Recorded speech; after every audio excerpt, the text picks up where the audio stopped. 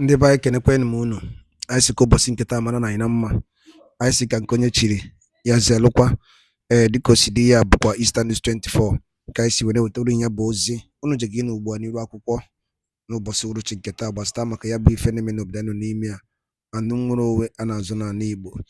Alright, dịka o si dị ka agbapụ ya ọsọ ife a according to one of the Biafran activists, Finland-based activists, ya bịa wetara anyị ozi a n'iru akwụkwọ. Quote: Israel take over Biafran struggle, call Igbos their brother. Hear the news in details. Alright, this is according to the Biafran activist Wetelaye Bozini Rokpo. Here update. The Israelites are coming up and they are making a lot of move on the struggle and the liberation of the sovereign state of Biafra. They're going to get one night with Eliza before I got all right, over to you. Proclaiming Biafrans, Igbos, our brothers. Our government, the Israeli government, helped the Biafrans during the war. That we are not going to abandon our people. And of course, one will be wondering how the Jew understand that actually this is our blood. It's like blood is thicker than water. Yes, I can tell you that very clearly. It is one of the things Nnamdi Kanu started making very clearly, and was able to introduce some form of religion in synergy with the Jewish worship. And what is the sweet Jewish worship? That Judaism synagogue. I believe that Israel still continues with this path of supporting its friends, its allies, its family. And just like we did that in 1967, Israel supports and does what it can. I did hear that Mr. Kanu was in Israel, in Jerusalem, before he was abducted and disappeared from the public's eye. And this is the most important thing that I want Biafrans to take from this discussion, that Israel, we stand with you guys. And although the cause of Biafra is not very familiar with the world and with Israelis, I want to say that, because of my activity, because of what I do, more and more Israelis are hearing about the cause of Biafra each and every day. So yes, we do stand with you. I want you to know that. There's no two ways about it. We do not have any option that to embrace the reality of who we are. And what is the reality of who we are? The Igbos is being believed to have this synergy, to have this connection, to have this doctrine, to have this divinity with the God, and knowing fully well that what we are talking about started from Seth, not from, Abraham. But at what point did Biafrans, Igbos realize that they are Jew? That's what I'm telling you. If you look at what Seth, Seth came before Abraham. The Jews became the Hebrews. The Jews, the Hebrews, the Israelis, became significant under, Abraham. But I was trying to tell you, ours started from the days of Seth. Where their kingdom started, evolving over the years to a point that it got to Abraham and it became very significant. The thing is that because of regeneration and generational change over the years, there was a time that the entire history of this world was lost for over centuries. I can tell you, go and check record. Yes. I had to talk about the place I can read. Yes. How the historical, archaeological fact you can get from Uri actually point to the point that Biafrans are Jew. Yes, like I said it very before, because I participated in the burial ceremony of former Super Eagles player Emmanuel Emenike. Yes. And you saw for yourself? Yes, I saw. I was at Uri. If you go to Uri today, Uri today, every hamlet, every corner, every place, every village, every Okporo, what we call Okporo, heritage, ancient heritage. If you enter Uri, any palace, any place you enter, you will see star of what? David. You cannot see it anywhere in Nigeria apart from Uri. You see it You see the one ancient. You read the history. They will take you to where Eri, Nri. You see the progenitors, how it came to a point. Even Igala was one of the sons of Eri, Ezeri, as at that time. It is Igala. You're talking about Ezegala. This is Igala, Kogi State. So when you look at all those things, it gives you a sense of reasoning that actually, because bros, you cannot be what you are not.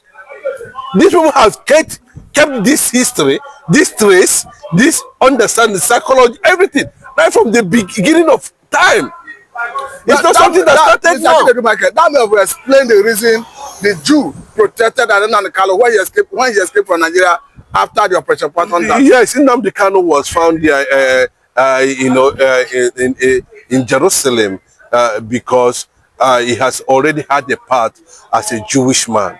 He has already identified himself with the Jewish worship. He has already understood himself as someone who believe in that category. Remember what he told the court at that time. He made it very clearly that, I am a Jew. I am a Jew. He said, who are you? He said, I'm a Jew. And what makes you a Jew? Can you be able to produce? Yes, and he did exactly that. Bros, we cannot be what we are not. That's the thing.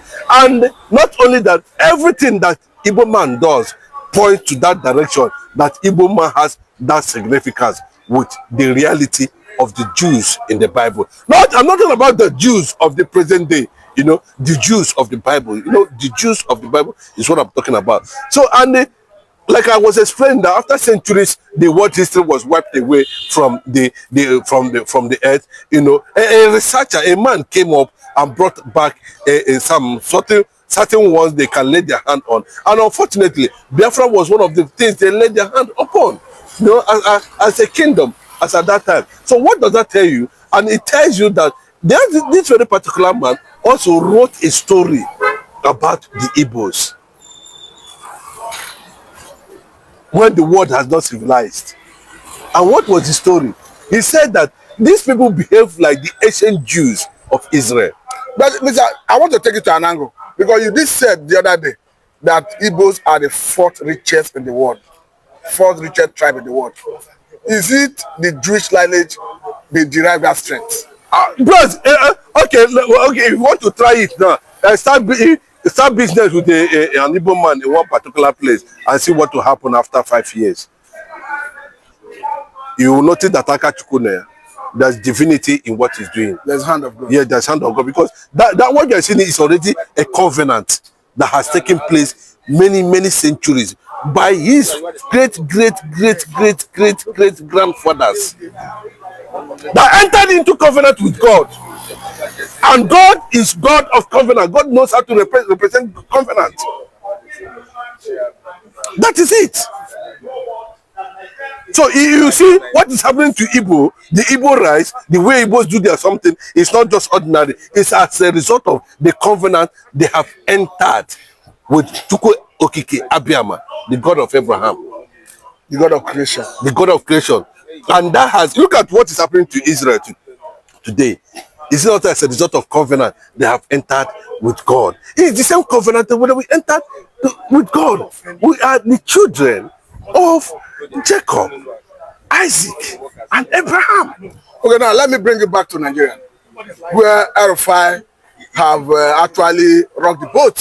Remember that RFI played a significant role in Tinubu emerging the president in 2023, and surprisingly, he was not accommodated in Tinubu's government. And RFI come out clearly to say that it was not any security report that deprived him from being screened, that the president at the point changed his mind and didn't want him in his cabinet. Of course, he said he had told the president like that. But the point here is, RFI made a very categorical statement that the same way a Jonathan could not return for a second term, that Tinubu is going to go to Jonathan way. Of course, before I look, I want to conclude on the issue of Fubara, finally, and I want to pass a certain message to the issue surrounding that Fubara. I just want to mention one thing, and unfortunately, it has become very clear on the side of the Supreme Court that they are very, very biased. The Supreme Court is no longer, it's a shame. It's a pure disaster. This alone is enough to destabilize the whole Nigeria. That judgment by the Supreme Court. Justice for Sunday Jackson too. You know, the world is taking note, the American government is taking note, and I can tell you, you know, that the militants in Niger Delta have finally returned to the Greeks, you know, waiting for because what we're going to see is civil unrest, you know, chaos, war, and disintegration. Okay, that's it. That's what we are going to see. So finally, to RFI has always been a major force. You can't take that away. We saw when they wanted to form a coalition many years ago under Jonathan. It was RFI that the Northerners delegated to meet with Fashola, and after meeting with Fashola, they factored Arabeshola and the rest of them in, and Tony Momo took advantage of that, and that was how Bola Ahmed Tinubu came in, and they were able to form a coalition that removed Jonathan from power.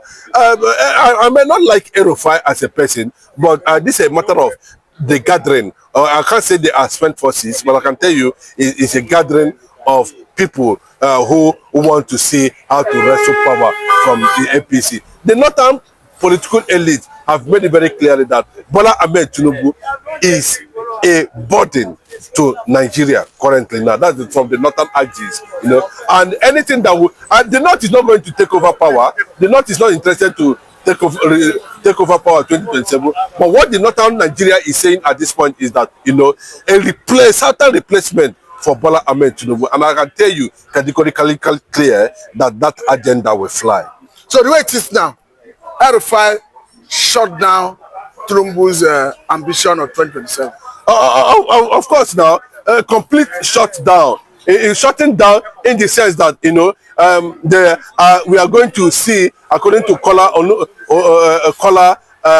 Olubolaye, I think former PDP publicity secretary Olubudia, towards PDP's publicity secretary, that made it very clear. He said the kind of opposition that is going to come at this point in time, Nigerians have never seen it and they have not witnessed it. So having moved to SDP, of course, there's going to be an understanding of Kwankwaso coming in. There's going to be an understanding of Atiku coming in. There's also going to be Kwankwaso of a big factor, which is going to be considered as a major factor in getting the ticket of the opposition at the end of the day. But I can tell you that Bola Ahmed Tinubu is already giraffing, trying to know what is going on within the circle, and everything is being kept in the secret. But the Lion of Bodlum, according to call him now, you know, will be surprised to be the first governor, president, Nigeria, and come 2027, where another replacement is going to take place. Another factor is the Donald Trump factor. Of course, we know the role Bola Ahmed Tinubu, Buhari, and the rest of them played under Biden and Obama that saw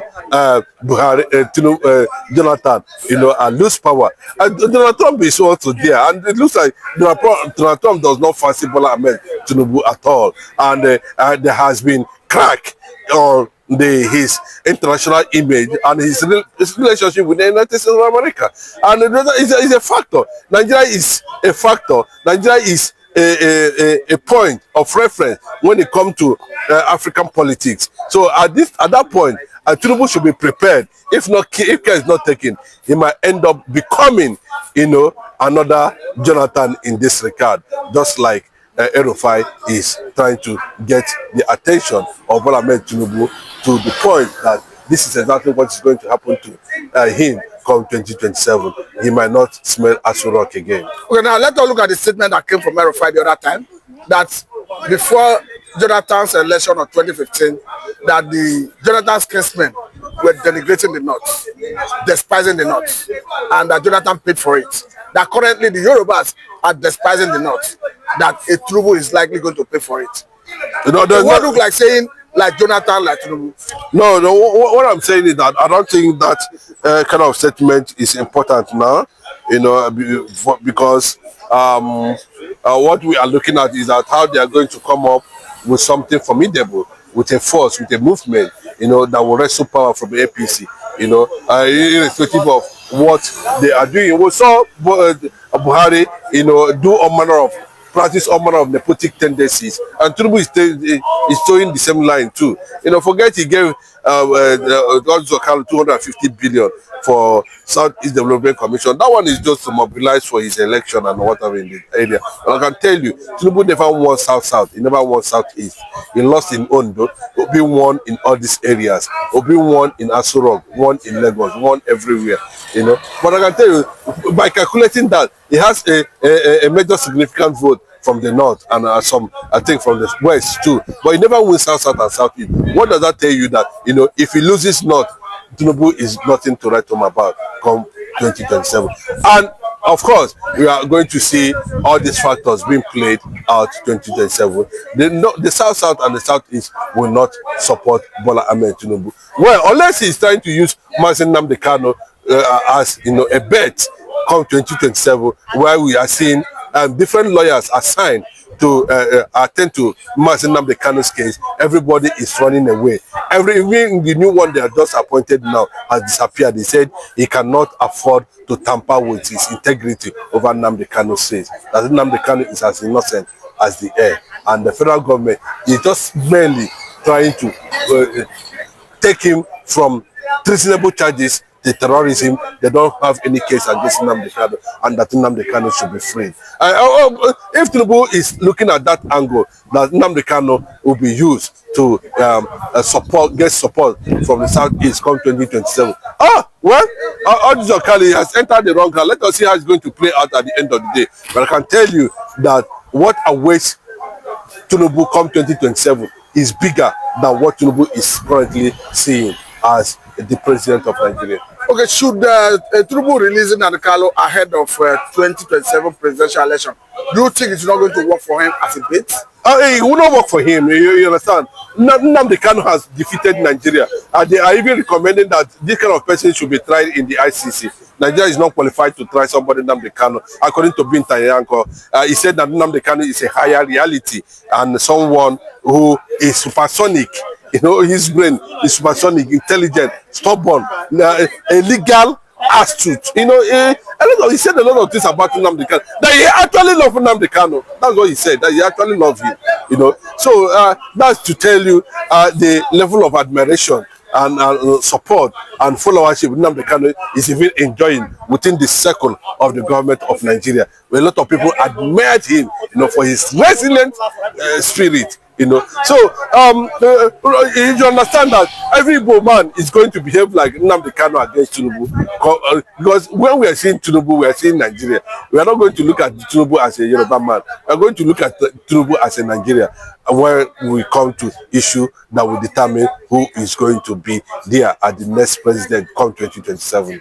So lastly, it then mean that when the Northern Networks Forum said that it was a mistake voting for Tinubu or supporting Tinubu in 2023, that a mistake they said they don't hope to repeat in 2027. It means they meant every word they use. The North can never be trusted. We can never trust them. I can remember too that the APC still enjoy some states, as in some APC governors. We still having APC governors in the North, and they are very significant. And unless they decide to play some certain game like we are hearing now, some senators are already decamping to SDP as a result of the action taken by El-Rufai in that direction. So we are going to see a lot of alignment and realignment at the end of the day, and that's when we begin to see how strong Bola Ahmed Tinubu political structure is in the North, and what the Northern threat against Tinubu 2027, what it looks like at the end of the day. The North, yes, Tinubu is a burden. They keep on saying it. Unfortunately, they are just realizing. But these are the things we have seen before now, that instead of using their brain, they are trying to match politics with religion. And this is the consequences, because they are complaining that the number of hunger in the land has increased from 30% to 75% under Bola Ahmed Tinubu. So it's quite alarming. And if care is not taken, you know, it can lead them to something they will not be able to come out from. So the only way for them to do that is to make sure that Tinubu does not return to Asuro. Come what may, 2027, and they are standing by their words and they mean it. And another factor is the issue of the tax, threat, which is being seen as a plus in the south, which is not, for me, it's not a plus. So the tax issue is also a threat, and the north is already seeing it as an anti-north policy, which they are trying to fight against at the end of the day. That's what it means. Now, lastly, talk to us about Tinubu, who is going about in the north in what looks like trying to redeem the image of the father, trying to make the north have a back end of Tinubu 2027. We have seen him clearly in some video sharing food items, sharing some palliative, whether in the name of Ramadan, but it looks like he wants to redeem the image of the father in the north. No, what Tinubu he want to do is that, he wants to register his presence politically, that he's not biased, he's a detribalized person, and if actually they are going to give him, a space in Lagos to start with, that he's going to try his best. Another factor is maybe trying to market his father ahead of 2027, because I cannot understand very clearly that Tinubu has already started campaign in the north, ahead of 2027. So, and Tinubu might be at the forefront in the north there, trying to do some clearing for his father to retain the presidency come 2027. But on a normal ground, Sheyi as a person, I do not have any reservation for him. I saw him as a young man. I don't know his background, his character so much. But from what I'm seeing, the guy is a smart politician. From what I'm seeing about him, and he understands his little way, his little beginning, and he had no option than to carry on like that. Whether he's going to become the next governor of Lagos State or not, what matters is that if he's ambitious, then let him go and test his popularity come 2027. But for his father, well, he has every right to support, to appeal to the Northerners, by going there physically to appeal to them that, oh, please, this is the policies, under the image of the father, seek for solidarity from the north, seek for the support. If that's actually why he went to the north, and started sharing food and all that, well, that's okay for him, and that's what the only strategy he thinks he can use, to get the attention of the Northerners over some of the policies Bola Ahmed Tinubu is carrying out as his government is coming to the end of his first term. Sheyi, Alan too, is married to an Igbo woman. I don't know how true is that, but I can tell you that if he's ready to govern Lagos State, come out, let us see who you are, let us know you, and then maybe from there we'll begin to have a bigger assessment of what Tinubu is all about, whether it's going to be different from his father or he's going to play the same politics his father is playing. Unfortunately, a lot of people are disappointed in Bola Ahmed Tinubu's administration, including some Yorubas. I can tell you that. It is even worse and funny that a Southerner was not able to be sophisticated enough to champion democracy principles and leadership and dividends in Nigeria, having had most of the time for Northerners coming as president, and we have not been able to get to a level where the inflation is hitting over 50% to 60% in just less than, a lot of bad policies and all that. So everybody just surprised and disappointed, and that's why everybody seeing Tinubu as embodied. And remember, they're not are also regretting, because this kind of leadership can only lead to loss of hope and patriotism. Now that will lead to people clamoring for disintegration of the country, and the North doesn't want to hear that. So Tinubu had divided Nigeria more than any president in the history of Nigeria, and that's the truth, that's the way it stands now. So there's already a suspicion on the side of the Northerners that this guy has actually derailed. This is not what we planned. Instead of trying to bring unity, he's creating policies and appointment that's been seen as tools that are championing disintegration of Nigeria through policy and making, and of course, the character of his administration. Let me say very thank you for your time. This is a good place to let it go. This is Nnamdi Kanu. Thank you very much. Ndị be anyị ngwa ekenekwa m unu. Ọzọ dị ka ibe ya bụ ihe abụọ Eastern News 24 ka anyị si wee wetara ya bụ ozi unu nụrụ ugbu a n'iru akwụkwọ. Ekefu nwere ikwu gbasara maka ya bụ ife ndị a niile wetara unu. Drọpụrụ anyị fiche n'ụdị nke gị na Eastern News 24 ebe anyị si wee wetara ya bụ ozi dị oke mkpa. Ngwa nke mesịa na ụmụnne m.